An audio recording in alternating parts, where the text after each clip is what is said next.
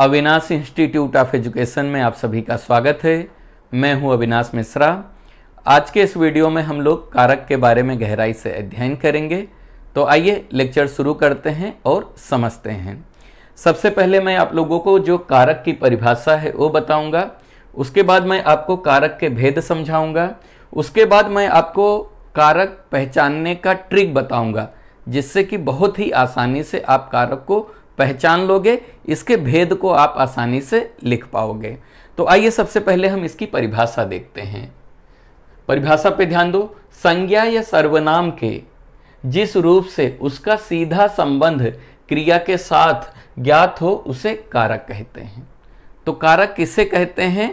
जब क्रिया का संबंध जो है संज्ञा या सर्वनाम से होता है तो उसे हम लोग कारक कहते हैं। जैसे यहाँ पे देखो लिखा है मोहन ने पत्र लिखा, तो इसमें क्रिया क्या है? लिखा। लिखना क्या है? ये जो है लिखना जो है क्रिया है। अभी जो पत्र लिखने वाला है वो कौन है? मोहन है। तो मोहन क्या है? संज्ञा है। मोहन क्या है? संज्ञा है। तो कहीं ना कहीं इस क्रिया का संबंध जो है मोहन के साथ है। यहाँ पे क्या लिखा है? मोहन ने पत्र लिखा। तो लिखना क्या है? क्रिया है। और इस क्रिया का संबंध किससे है? मोहन से है, क्योंकि पत्र किसने लिखा? मोहन ने लिखा। तो मोहन यहाँ पे क्या है? मोहन कारक है। समझ में आ गया? तो जब क्रिया का संबंध जो है संज्ञा या सर्वनाम से होता है तो उसे हम लोग क्या कहते हैं? उसे हम लोग कारक कहते हैं। कारक के कुल 8 भेद होते हैं। कारक के कितने भेद होते हैं? 8 भेद होते हैं। याद रखना, क्योंकि आपको परीक्षा में पूछा जाता है कि कारक के कितने भेद या कितने प्रकार होते हैं। तो याद रखना कारक के 8 प्रकार होते हैं। वो कौन कौन से हैं? तो याद रखना कर्ता, कर्म, करण, संप्रदान, अपादान, संबंध, अधिकरण और संबोधन। ये सब क्या हैं? ये सब कारक के भेद हैं। अभी कारक को कैसे पहचाना जाता है? तो याद रखना कारक को पहचानने के लिए इसको हम इसके विभक्ति या परसर्ग से पहचानते हैं। यानी जो कारक चिन्ह होते हैं उस कारक चिन्ह को हम लोग विभक्ति बोलते हैं, नहीं तो परसर्ग बोलते हैं। अब विभक्ति क्या होता है, परसर्ग क्या होता है, मैं आपको समझाता हूं। तो यहां पे ध्यान दो, लिखा है मोहन ने पत्र लिखा। तो यहां पे क्या लिखा है? ने लिखा है। तो ए ने क्या है? यही विभक्ति है, यही कारक चिन्ह है। इसी को हम लोग परसर्ग भी बोलते हैं। तो याद रखना कारक चिन्ह को हम लोग क्या बोलते हैं? परसर्ग भी कहते हैं या तो विभक्ति कहते हैं। और इन्हीं विभक्तियों के माध्यम से हम लोग कारक के भेद को पहचानते हैं। तो आइए एक एक को अच्छे से समझते हैं। तो पहला लिखा है कर्ता कारक।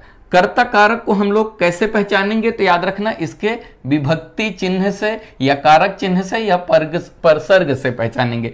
तो इसका जो विभक्ति होता है या परसर्ग होता है वो क्या होता है?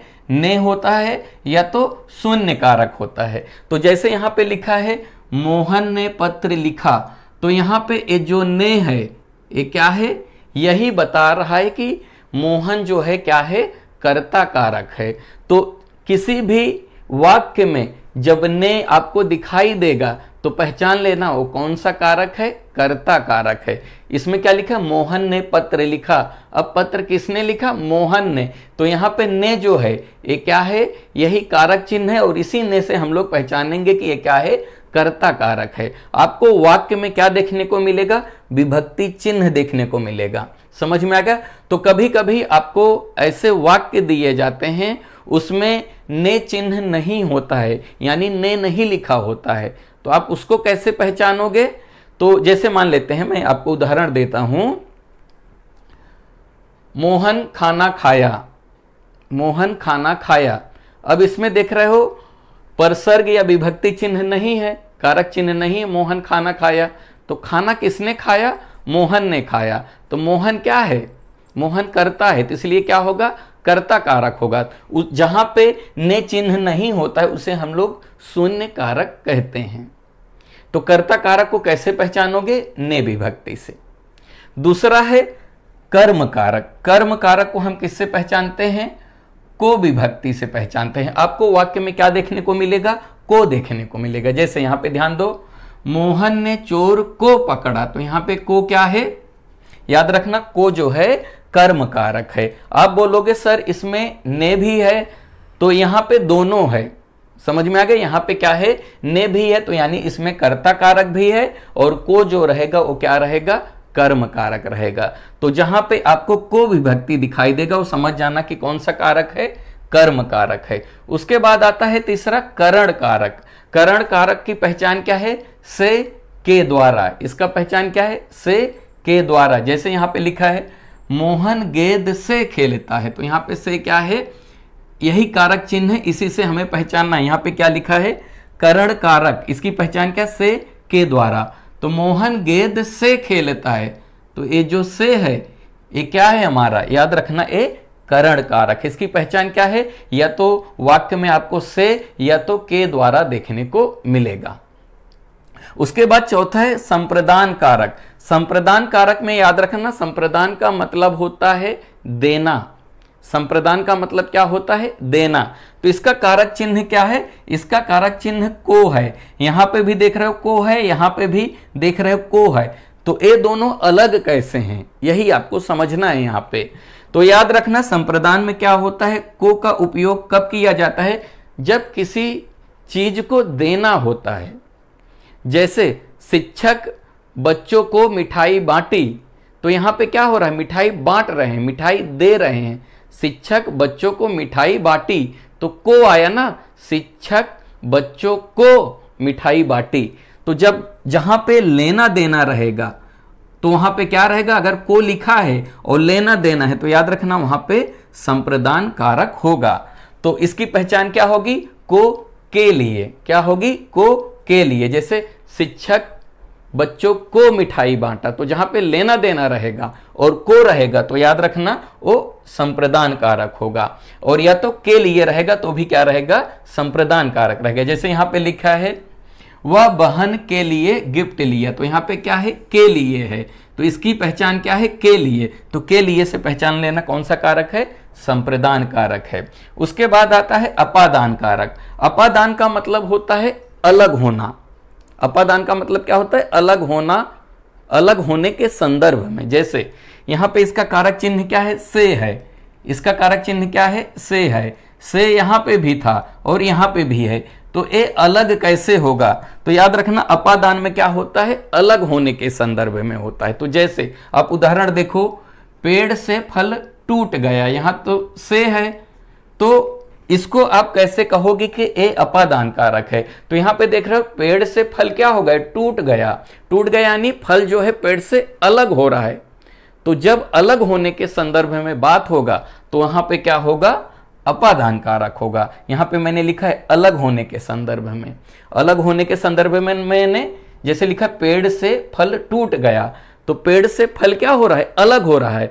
तो जहां पे से है और अलग होने की बात हो रही है वहां पे क्या रहेगा, याद रखना वहां पे अपादान कारक रहेगा। उसके बाद आता है संबंध कारक। संबंध कारक का पहचान क्या है, का के की, इसका पहचान क्या है, का के की। जैसे यहां पे देखो यह मोहन का बेटा है, तो यहां पे देखो मोहन और बेटे का क्या है, संबंध बताया जा रहा है। बेटा किसका है, मोहन का बेटा है। तो याद रखना जब संबंध के बारे में बात किया जाएगा या मोहन का बेटा है तो क्या रहेगा, संबंध कारक। जब एक दूसरे के संबंध के बारे में बताया जाएगा तो वहां पे क्या रहेगा, संबंध कारक रहेगा। उसकी पहचान क्या है, का के की। समझ में आ गया। उसके बाद है अधिकरण कारक। अधिकरण कारक में कैसे पहचानोगे, में और पर। कैसे पहचानोगे, में और पर। जैसे यहां पे देखो मुंबई में ताज होटल है, तो ताज होटल कहां पे है, मुंबई में है। तो में जो है वो क्या है, अधिकरण है। और पर कैसे रहेगा, मेज पर किताब है। तो जब में और पर रहेगा, मेज पर किताब है, तो क्या हो जाएगा, अधिकरण कारक। मुंबई में ताज होटल है, तो में ये जो है ये क्या है, हमारा अधिकरण कारक है। उसके बाद आठवां है संबोधन कारक। संबोधन का मतलब क्या होता है, किसी को पुकारना या बुलाना। जैसे जब आपको किसी को पुकारते हो, बुलाते हो, तो उसे क्या कहोगे, हे, अरे, ओ। इसकी सबसे आसान पहचान है, याद रखना, इसमें विस्मयादि बोधक चिन्ह होता है। जैसे यहां पे लिखा है अरे भाई क्या हुआ, तो यहां पे देख रहे हो अरे लिखा है और यहां पे विस्मयादि बोधक चिन्ह है, तो इसकी यही पहचान है। वो क्या रहेगा, संबोधन कारक, यानी जब किसी को बुलाया जाएगा, संबोधन किया जाएगा, पुकारा जाएगा। जैसे लिखा है हे भगवान, आप बोलोगे हे भगवान, संबोधन कर रहे हो, भगवान को बुला रहे हो। तो जब किसी को पुकारा जाएगा, बुलाया जाएगा, या इसमें क्या रहेगा, इसकी सबसे आसान पहचान है कि इसमें क्या रहेगा, विस्मयादि बोधक चिन्ह रहेगा। ठीक है, अब आप इसको याद कैसे करोगे, याद करने की ट्रिक मैं बताता हूं। आप इसको ऐसे याद करना, कर्ता ने कर्म को करण से के द्वारा संप्रदान को के लिए अपादान से संबंध का के की अधिकरण में पर संबोधन हे अरे ओ। इसको लिख के आप इतना याद कर लेना तो आपका जो है 95% कॉन्सेप्ट क्लियर हो जाएगा और आपका बेस जो रहेगा वो स्ट्रांग हो जाएगा। उसके बाद आप कोई भी कारक का स्टैंडर्ड बुक पढ़ोगे, आप गहराई से और अच्छे से कारक को सीख लोगे। मेरा काम था कि आपके बेस को स्ट्रांग करना, क्योंकि जब आपका थोड़ा सा बेस स्ट्रांग हो जाएगा तभी आप कारक को गहराई से सीख पाओगे, समझ पाओगे। तो वीडियो कैसा लगा कमेंट करके जरूर बताइएगा। अगर अभी तक इस चैनल को आपने सब्सक्राइब नहीं किया है तो कर लीजिए। वीडियो देखने के लिए धन्यवाद।